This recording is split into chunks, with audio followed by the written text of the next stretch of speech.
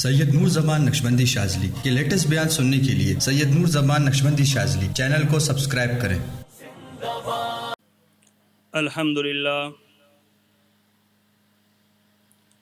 الحمدللہ وکفا والصلاة والسلام علی نبی المصطفیٰ صلی اللہ علیہ وسلم، اما بعد فاعوذ باللہ من الشیطان الرجیم، بسم اللہ الرحمن الرحیم۔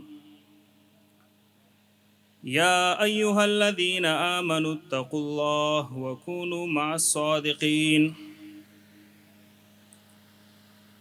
وعن عبد الله بن بسر رضی اللہ تعالی عنہ قال ان شرائع الاسلام قد كثرت علی فاخبرنی بشیء اتشبث به قال لا يزال لسانك رطبا بذکر اللہ او كما قال علیہ الصلاة والسلام۔ صدق اللہ العظیم وصدق رسوله النبی الکریم، ونحن على ذلك من الشاہدین والشاکرین والحمد للہ رب العالمین۔ میرے انتہائی واجب القدر اساتذہ اکرام اور میرے ہم سفر ساتھیوں، السلام علیکم ورحمۃ اللہ وبرکاتہ۔ سب سے پہلے میں اپنے شیخ و مرشد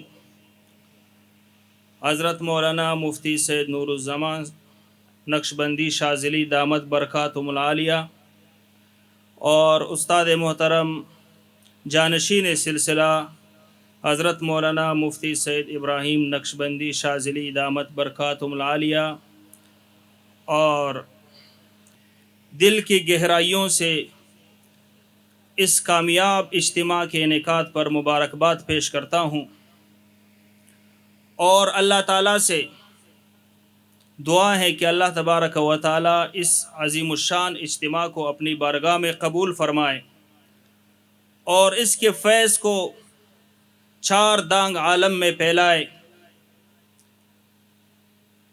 الحمدللہ یہ اس سلسلے کا 12واں سالانہ اجتماع ہے، اور ہر آنے والا اجتماع پچھلے اجتماعات کا ریکارڈ توڑ رہا ہے۔ اس دفعہ پہلے دن جب ہم آئے تو الحمدللہ اجتماع میں ہمیں وہ رش نظر آیا جو پہلے اجتماعات میں آخری دن ہوا کرتا تھا۔ الحمدللہ یہ اس سلسلے کی کرامت ہے کہ اللہ تبارک و تعالیٰ نے بہت کم وقت میں اس سلسلے کو بہت زیادہ ترقی دی۔ تو یہ سب ماشاءاللہ حضرت اقدس کی اخلاص اور ان کی محنت اور ان کا جذبہ ہے کہ اللہ تعالیٰ نے اتنی کم عمری میں، اتنے کم عرصے میں اس سلسلے کو وہ ترقی عطا فرمائی جو دوسروں سلسلوں کو بہت زیادہ عرصے کے بعد ملتی۔ اور پھر سب سے اہم بات جو اس سلسلے کی ہے وہ ہے کہ ماشاءاللہ اس سلسلے میں اکثریت علماء اکرام اور مفتیان عظام کی ہے، جو بہت آسانی سے کسی کو تسلیم نہیں کرتے۔ علماء اکرام اور مفتیان عظام کا اس سلسلے کو تسلیم کرنا اس سلسلے کی حقانیت کی دلیل ہے۔ میں نے آپ حضرات کے سامنے قرآن عظیم الشان کی ایک آیت تلاوت کی، جس میں اللہ تبارک و تعالیٰ فرماتے ہیں، یا ایھا الذین آمنوا اتقوا اللہ وکونوا مع الصادقین، اے ایمان والو تقوی اختیار کرو اور سچوں کے ساتھ رہو۔ اب سچوں کے ساتھ کیسے رہنا ہے اور کس طرح رہنا ہے، کتنے عرصے تک رہنا ہے، علامہ لوسی رحمہ اللہ فرماتے کہ کن معہم حتی تکون مثلہم، کہ سچوں کے ساتھ یہاں تک کہ رہو کہ تم بھی ان جیسا بن جاؤ۔ صحبت صالح ترا صالح کنت، صحبت طالح ترا طالح کنت. سچوں کی صحبت اس زمانے میں بہت زیادہ ضروری ہے، کیونکہ آپ حضرات کو پتہ ہے انسان کو اللہ تبارک و تعالی نے دو چیزوں کا مرکب بنایا ہے، ایک انسان کا جسم اور دوسرا انسان کا روح. ہمارے زمانے میں اس وقت ہماری ساری محنت اور ساری دوڑ دھوپ جو ہے وہ جسمانی ضروریات پورا کرنے کے لیے ہے. کس طرح مجھے اچھا بنگلہ مل جائے، کس طریقے سے مجھے اچھا کھانا ملے، اچھی سہولیات مجھے میسر ہوں. لیکن اس کا اثر یہ ہوا کہ یہ ساری چیزیں تو ہمیں مل گئی، لیکن انسان کو جس ذہنی سکون، جس روحانی سکون کی تلاش ہے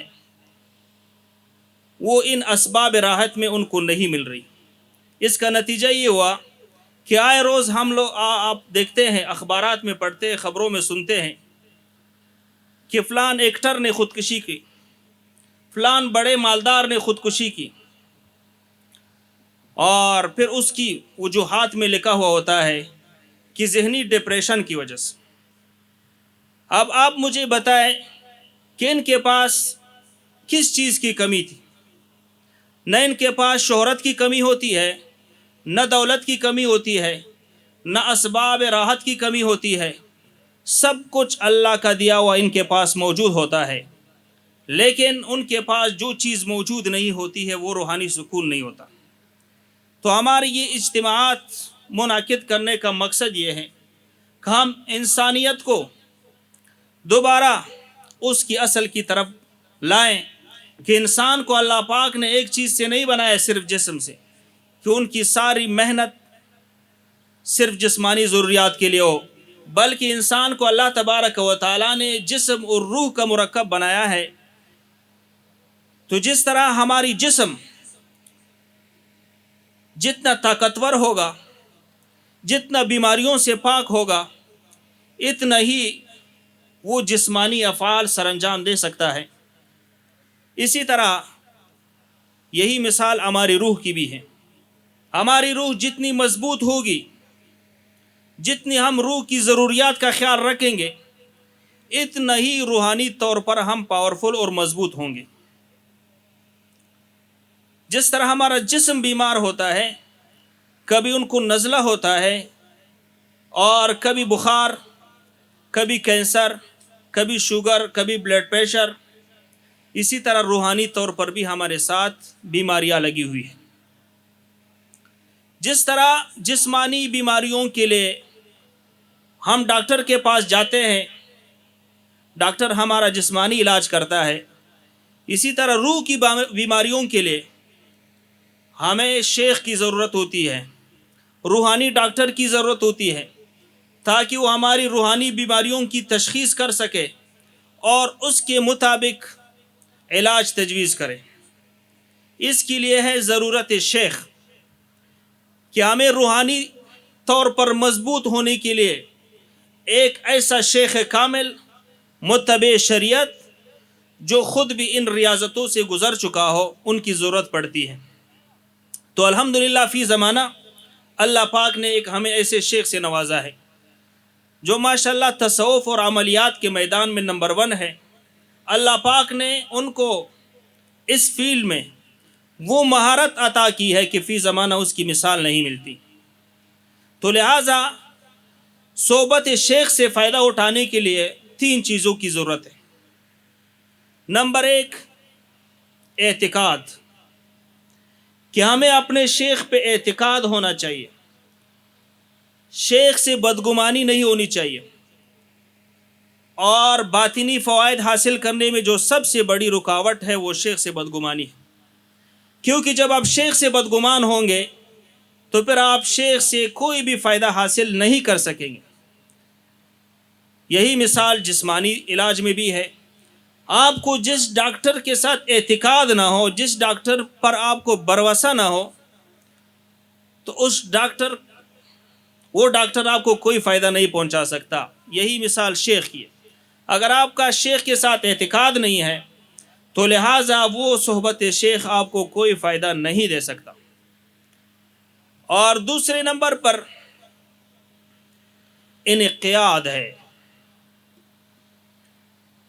انقیاد کا معنی یہ ہے کہ شیخ کی طرف سے جو حکم آئے ان کے سامنے سر تسلیم خم کرنا ہے. آمنا و صدقنا. لیکن ہم ادھر دیکھتے ہیں شیخ کی طرف سے ہمیں جو ہدایات ملتی ہیں اللہ ماشاء اللہ، لیکن ہم اکثر ساتھی اس میں کمی کوتاہی کا مظاہرہ کرتے. تو لہٰذا شیخ کی صحبت سے فائدہ اٹھانے میں یہ دوسری بڑی رکاوٹ. انقیاد ہونا چاہیے. شیخ کی طرف سے جو حکم جو ہدایات ملے اس پر عمل کرے. تو لہٰذا شیخ صاحب نے خود فرمایا جو میری ہدایات پہ عمل کرتا ہے وہ اگرچہ مجھ سے دور ہے لیکن وہ میرے دل کے قریب ہے، اور جو ہدایات پہ عمل نہیں کرتا، سلسلے کے اصول کو پامال کرتا ہے، وہ اگرچہ میرے ساتھ ایک دسترخوان پہ بیٹھا ہوا ہے، میرے ساتھ ہی بیٹھا ہوا ہے، لیکن وہ مجھ سے دور ہے.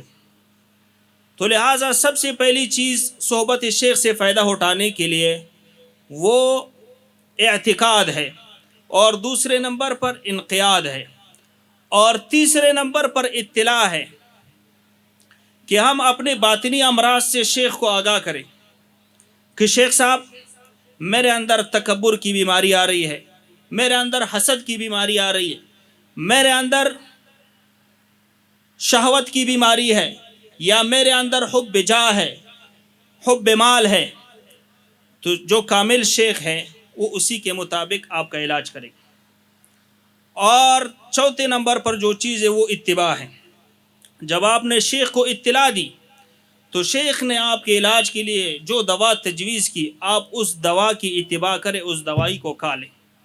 جس طرح ہم ڈاکٹر کے پاس اگر جائیں تو ڈاکٹر کو اپنے حالات کی اطلاع دینی ہوتی ہے، پھر ڈاکٹر اسی کے مطابق ہماری تشخیص کر کے ہمیں دوائی تجویز کرتا ہے.